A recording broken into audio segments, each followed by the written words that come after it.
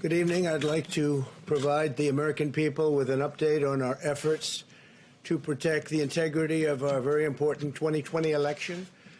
If you count the legal votes, I easily win.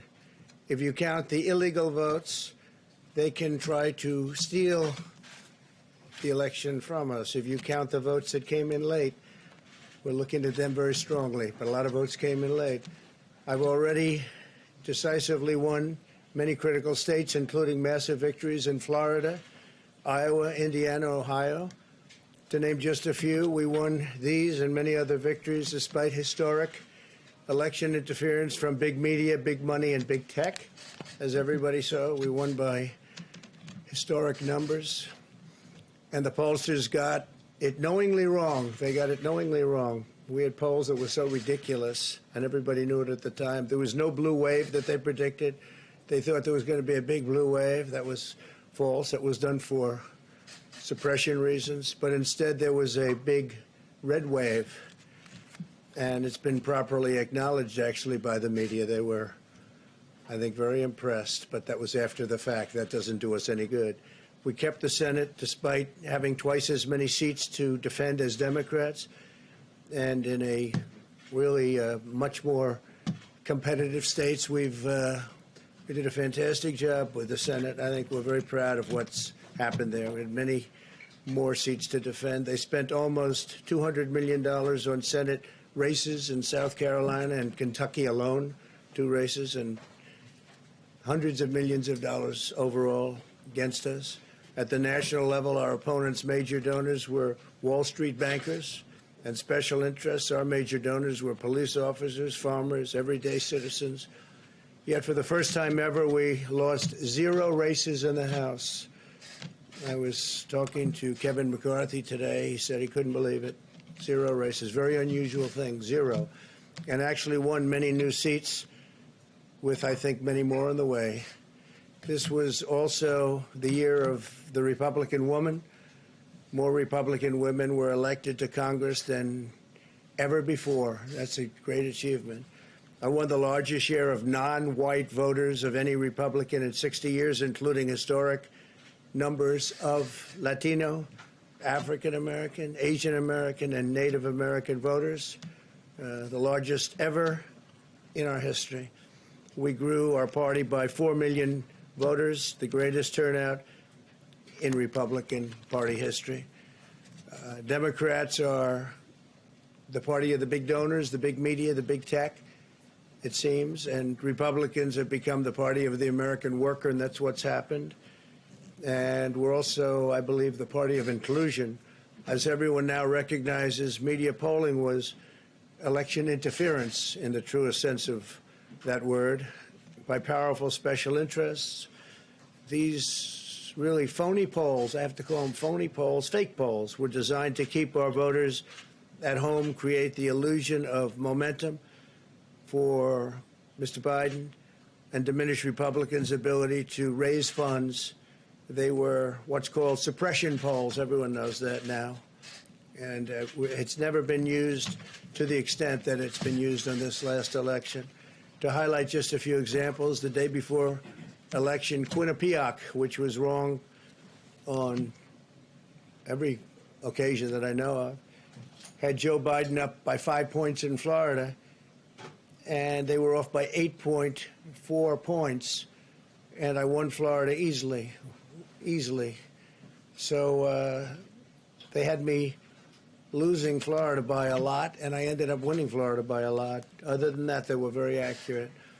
They had him up 4 points in Ohio, and they were up by 12.2 points. And I also won Ohio, great state of Ohio, very easily. The Washington Post said Biden up 17 points in Wisconsin, and it was basically even. They were off by about 17 points. And they knew that. They're not stupid people. They knew that. Suppression. There are now only a few states yet to be decided in the presidential race.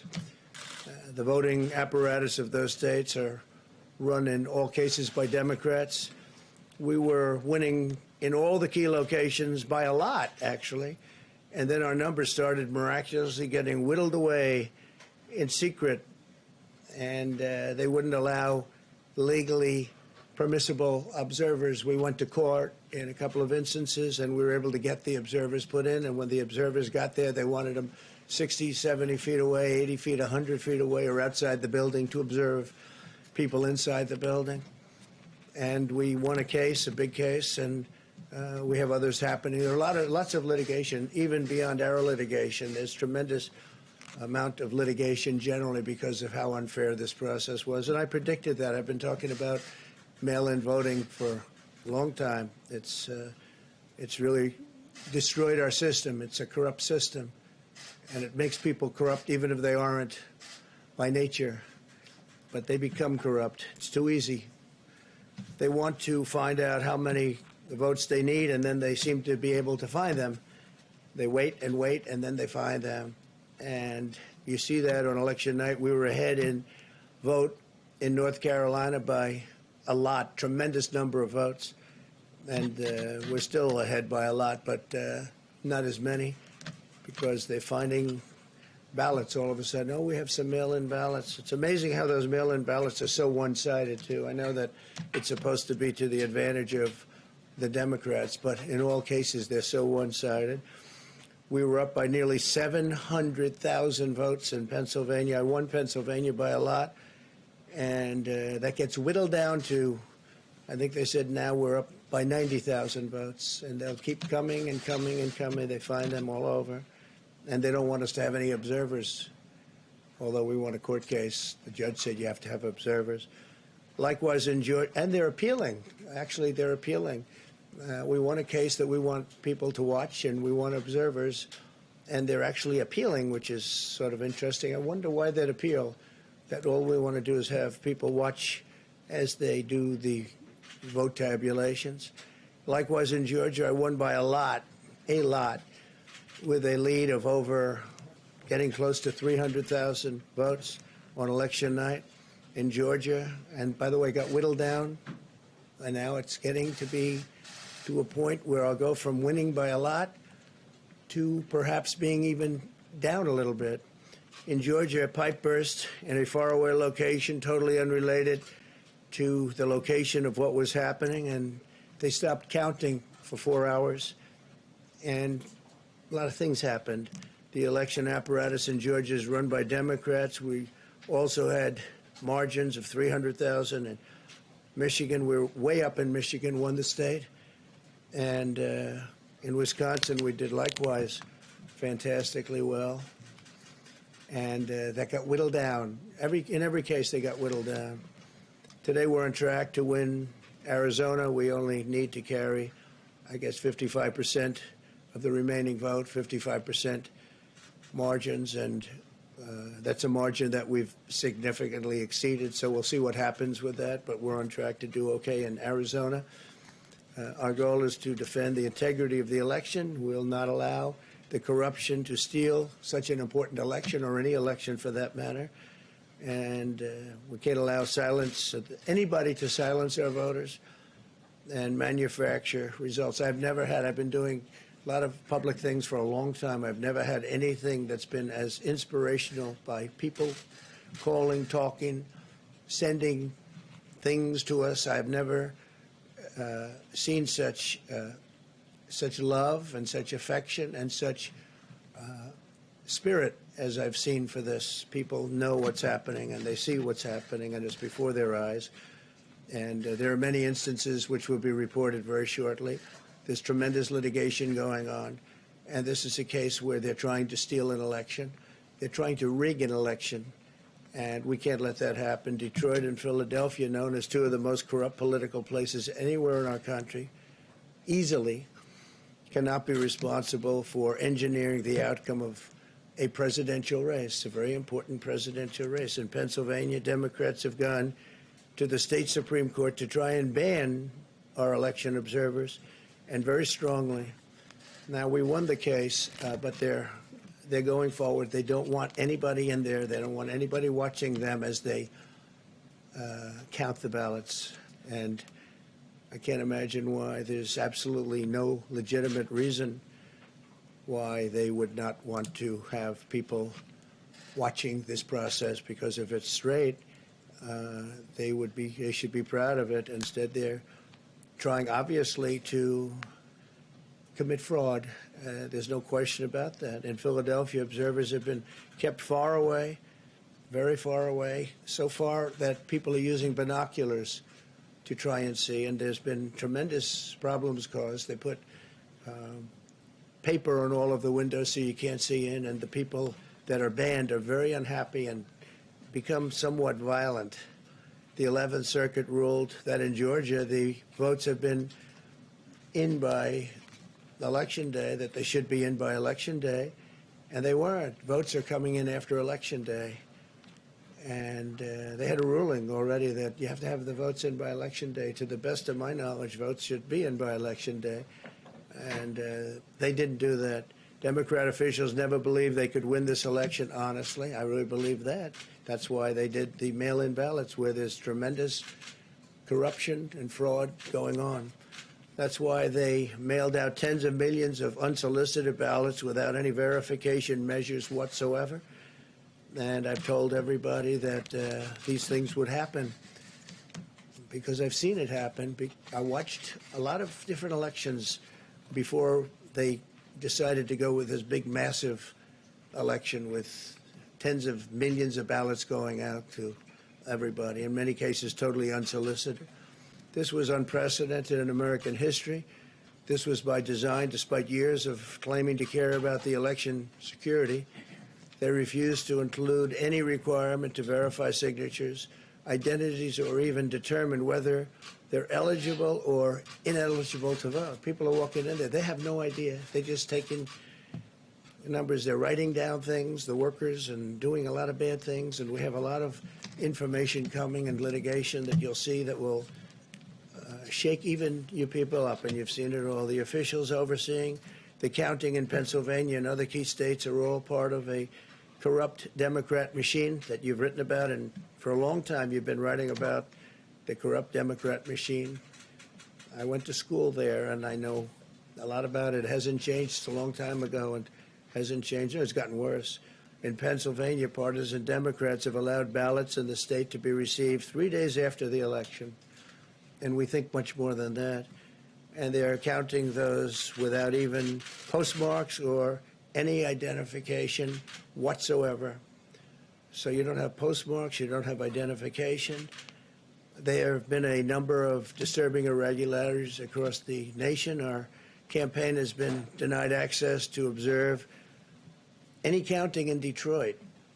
Detroit is another place, and I wouldn't say it has the best reputation for election integrity. Poll workers in Michigan were duplicating ballots, but when our observers attempted to challenge the activity, those poll workers jumped in front of the volunteers to block their view so that they couldn't see what they were doing. And it became a little bit dangerous. One major hub for counting ballots in Detroit covered up the windows again with large pieces of cardboard, and so they wanted to protect and block the counting area. They didn't want anybody seeing the counting, even though these were observers who were legal observers that were supposed to be there. In Detroit, there were hours of unexplained delay in delivering many of the votes for counting. The final batch did not arrive until 4 in the morning, and even though the polls closed at 8 o'clock, so they brought it in, and the batches came in, and nobody knew where they came from. We've also been denied access to observe in critical places in Georgia. In multiple swing states, counting was halted for hours and hours on election night, with results withheld from major Democrat-run locations only to appear later. And they suddenly appeared, and they all had the name Biden on them, or just about all. I think almost all. They all had the name Biden on them, which is a little strange. I challenge Joe and every Democrat to clarify that they only want legal votes, because they talk about votes, and I think they should use the word legal votes. We want every legal vote counted, and I want every legal vote counted. We want openness and transparency, no secret count rooms, no mystery ballots, no illegal votes being cast after Election Day. You have Election Day, and the laws are very strong on that. You have an Election Day, and they don't want votes cast after Election Day, and they want the process to be an honest one. It's so important. We want an honest election, and we want an honest count, and we want honest people working back there because it's a very important job. So that's the way this country is going to win. That's the way the United States will win, and we think we will win the election very easily. We think there's going to be a lot of litigation because we have so much evidence, so much proof, and it's going to end up perhaps at the highest court in the land. We'll see.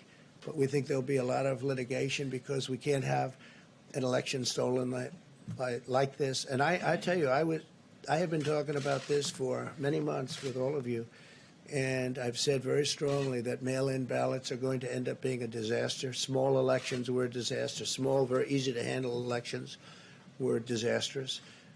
This is a large-scale version, and it's getting worse and worse every day. We're hearing stories that are horror stories, absolute horror stories, and we can't let that happen to the United States of America. It's not a question of who wins, Republican, Democrat, Joe, myself. We can't let that happen to our country. We can't be disgraced by having something like this happen. So it will be hopefully cleared up, maybe soon, I hope soon, but it'll probably go through a process, a legal process. And as you know, I've claimed certain states, and he's claiming states, and we can both claim the states. But ultimately, I have a feeling judges are going to have to rule. But there's been a lot of shenanigans, and we can't stand for that in our country. Thank you very much.